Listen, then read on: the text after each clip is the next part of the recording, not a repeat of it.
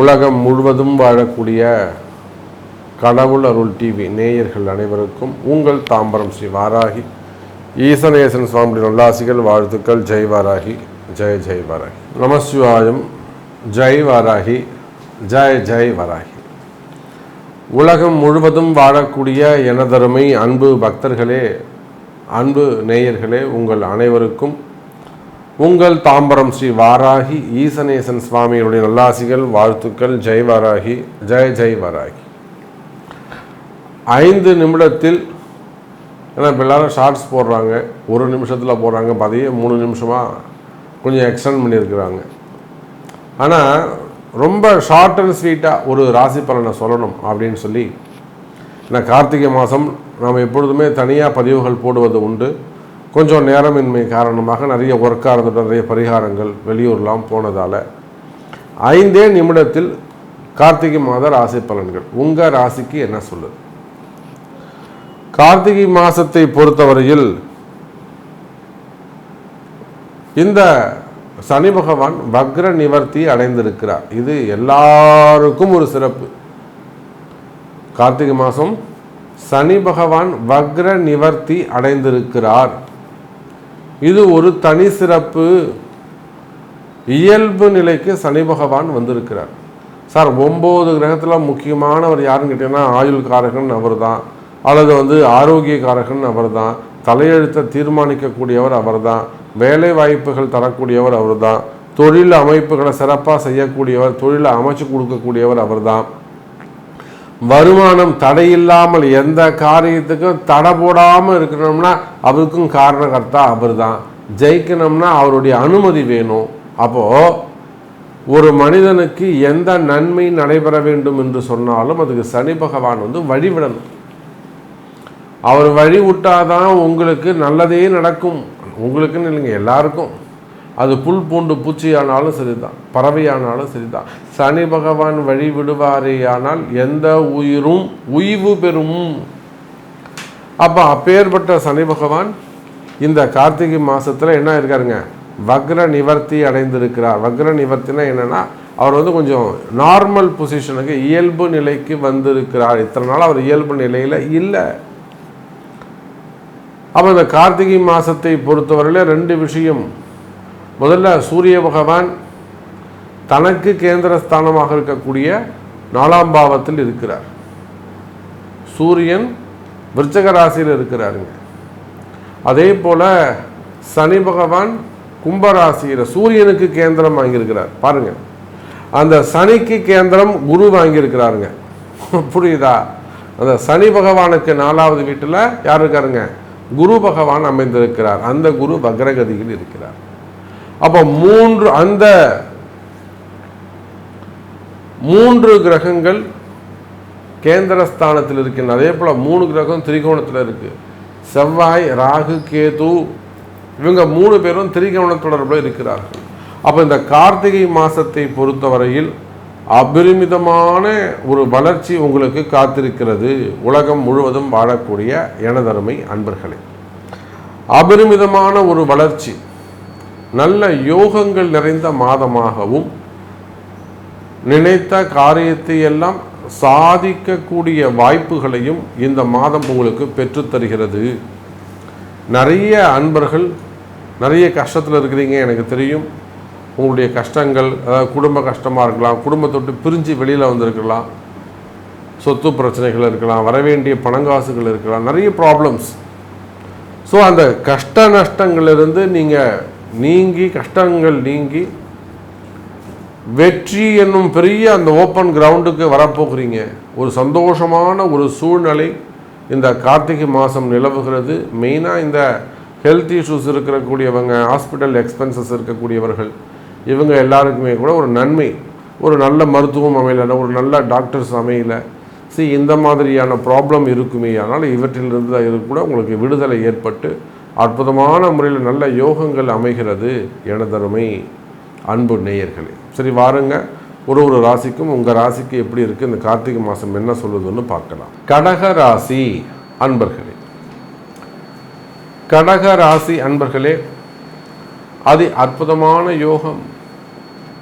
நல்ல முன்னேற்றத்திற்கான காலம். சார் உங்களுக்கு 5-10 செவ்வாய், அவர் அசுபர்னே வச்சுப்போனா 5-10ங்கிறது சுபஸ்தானம் வராது. 5 பூர்வ புண்ணியம், 10ங்கிறது கர்மஸ்தானம்.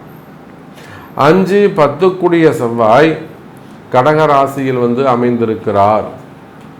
ரெண்டாவது, உங்கள் வீடு அந்த செவ்வாய்க்கு நீச்சம் இறங்கி போயிட்டார். செயல் ஜீரோன்னு அர்த்தம். நீச்சம்னா என்னங்க?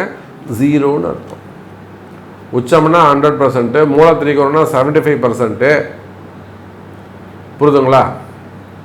வேறு எதுன்னு காம்படிஷனாக ஒரு 50%, 25%. நீச்சம்னு சொல்லிட்டா. அஸ்தங்கம்னா 0. நீச்சம் ஒரு 25% வச்சுக்கலாமே, இருக்கட்டுமே, இருந்துட்டு போட்டோம். அப்போது இந்த 5-10ங்கிற பாவம் உங்களுக்கு இப்போ வேலை செய்யலை. யாருக்கு? கடகராசிக்கு. அப்போ இதனால் நன்மையா தீமையா?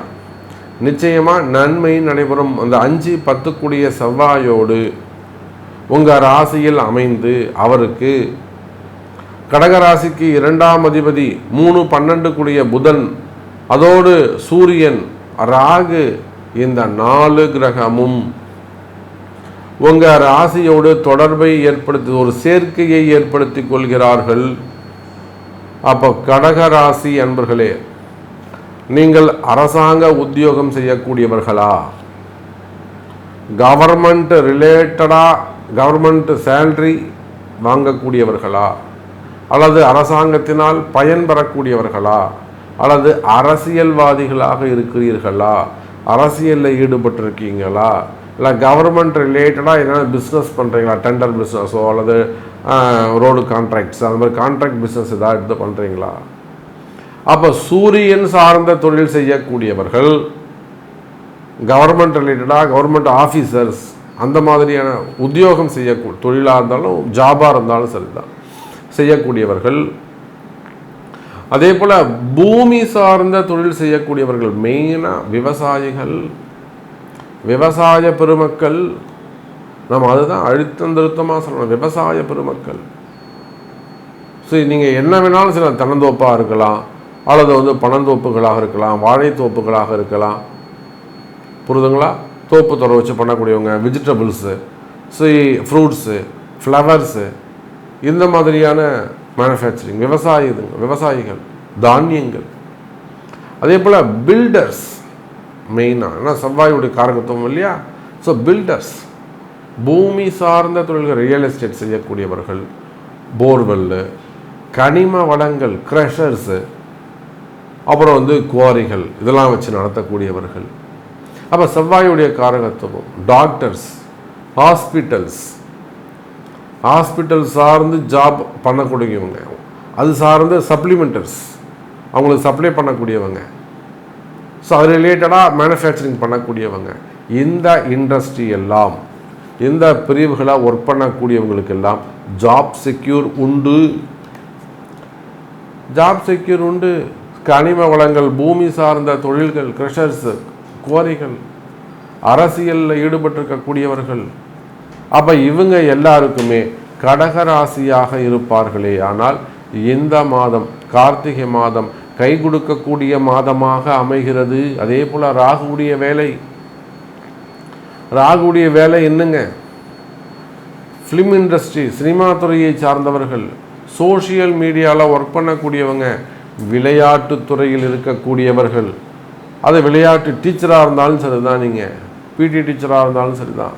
அப்போ விளையாட்டு துறையை சார்ந்தவர்கள், வெளிநாட்டு யோகங்கள், வெளிநாட்டு சார்ந்த பிஸ்னஸ் பண்ணக்கூடியவங்க, அப்போ அல்லது இந்த ட்ராவல் ஏஜென்சிஸ் வச்சு நடத்தக்கூடியவங்க, ஈவெண்ட் மேனேஜ்மெண்ட் வச்சு நடத்தக்கூடியவர்கள், இந்த மாதிரியான செப்பரேட் பிஸ்னஸ் செய்யக்கூடியவராக நீங்கள் இருப்பீர்களே. ஆனால் கடக ராசி என்பர்களே, உங்களுக்கும் நன்மை உண்டு.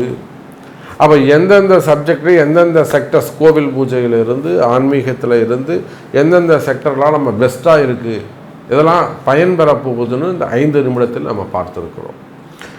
இது இல்லாமல் இதில் இருக்கிறவங்களும் சரிதான், நான் சொல்லாத சப்ஜெக்டும் சரிதான்.